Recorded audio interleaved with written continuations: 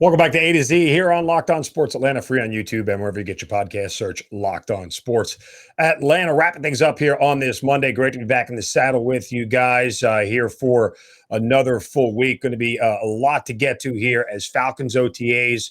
The final OTA before mandatory minicamp is underway this week. We'll get to that coming up in a moment. But first, time for Shuffles of Wisdom. Brace yourselves, because it's time for the Shovel of Wisdom.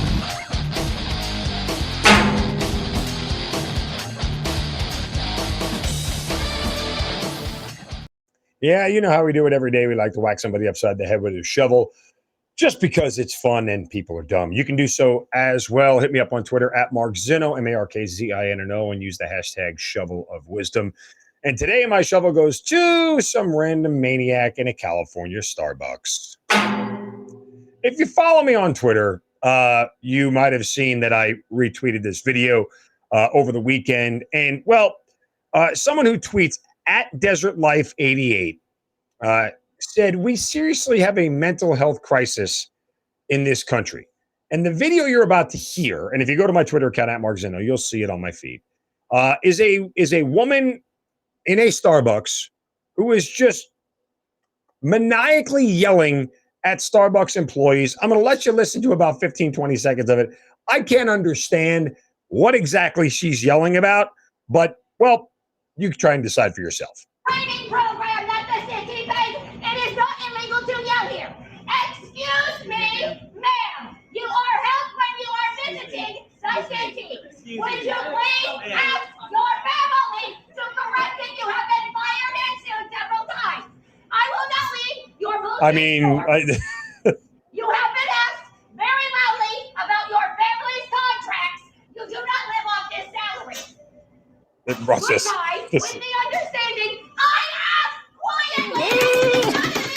I mean, this lady is just losing her damn mind in the middle of a Starbucks. I couldn't figure out what the heck it was over or anything else. It's laughable. And, you know, when I came in and said, is someone's like, we seriously have a mental health crisis in this country. I'm like, no, we seriously have an a-hole crisis in this country, because that's all that woman is. That's it. Don't try to overthink this. Don't try to massage this woman into thinking that there's a mental health issue. No, there's a big difference between people with mental health problems and people who are a-holes. And that was an a-hole. It's that simple. I mean, you don't really have to try to make this into something it's not. When you go into a Starbucks, if you're looking for more than coffee, get out. That's all I got to tell you. I mean, it's just crazy. And some of these people do this stuff because they know it's going to end up online and everything else. That's why I don't think we have a mental health crisis. So that person is not under a mental health crisis. That person just, wanted their attention and they got it. Congratulations. All right, let's give our attention to the Atlanta Falcons here, because they have their final OTA, and this one's close to the media. We're not going to have any access this week for these 3 days to see what they have going on. Mandatory minicamp, June 14th through the 16th. So I'll get my first look up close and personal at some of these folks and what they have going on, and what the reports were from the Mercedes-Benz Stadium OTA that they held last week was simply that Desmond Ridder looks confident. Desmond Ridder is playing like he's going to be the starter, and Desmond Ridder looks like a kid who obviously wants that job and wants that starting role.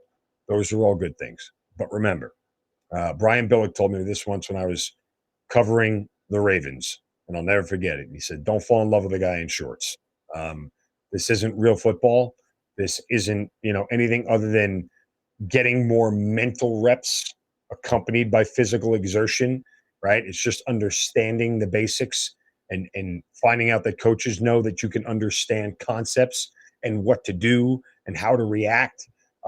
It's a different version of football from that standpoint. So I try not to get too excited about things that I hear about OTAs and practice and even mini camp and training camp. Now, they'll do a little bit of headbang in mini camp. They'll be allowed to hit a little bit. But other than that, you're not really going to see any live contact until you get to training camp. And even at that, it's never 100% full go. So I am curious to see where all of this stuff lands for the Falcons. It was interesting to see, though, ESPN.com did all of their rookie projections for, or at least top 5 finishers in major statistical categories for rookie projections. And this was done by Mike Clay, who's a writer for ESPN.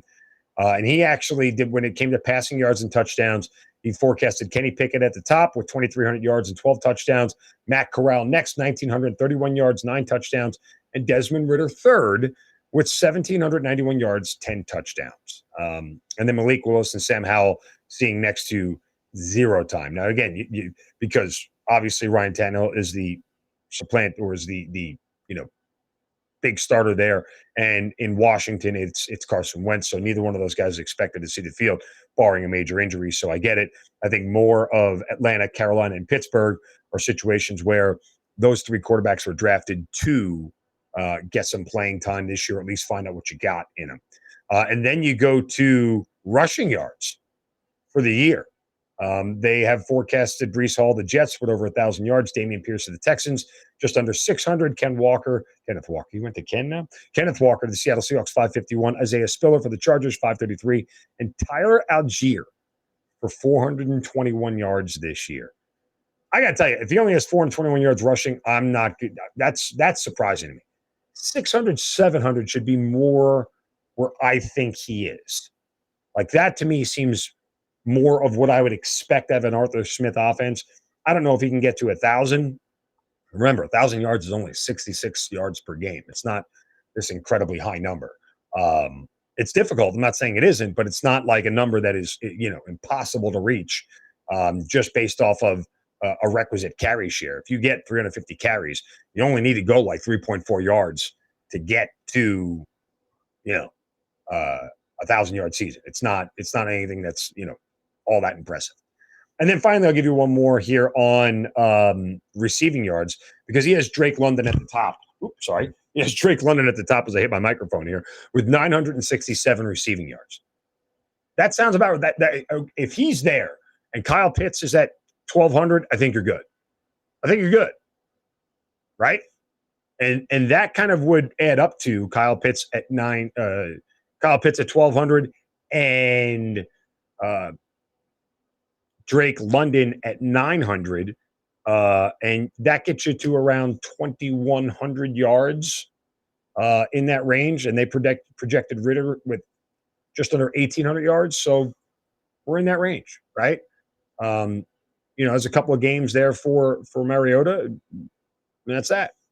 But he's got London forecasted more yards than Treylon Burks, Garrett Wilson, Chris Olave. I mean, pretty good stuff there. Pretty good stuff. So, let's see what happens. I don't mind those projections. I don't think that they're all that bad.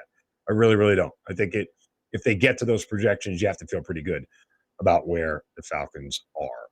All right. I stand corrected real quick. The Falcons will have media advisory on Thursday, June 9th. So there'll be a practice viewing and media availability. So it's not until Thursday that they get that. All right. That'll do it for us today here on A to Z. Appreciate you guys joining me once again here on this Monday. Been great to be with you guys. Give me a follow on Twitter at Mark Zinno. Thanks for making A to Z part of your everyday sports listen here in the ATL. Don't forget to make Hitting Hard with John Chuckery your next listen, along with ATL Day Wins with Jarvis Davis and Tanitra Batiste. We'll be back tomorrow. Full show again. You guys have a great day. Don't take any crap from anybody. See you tomorrow.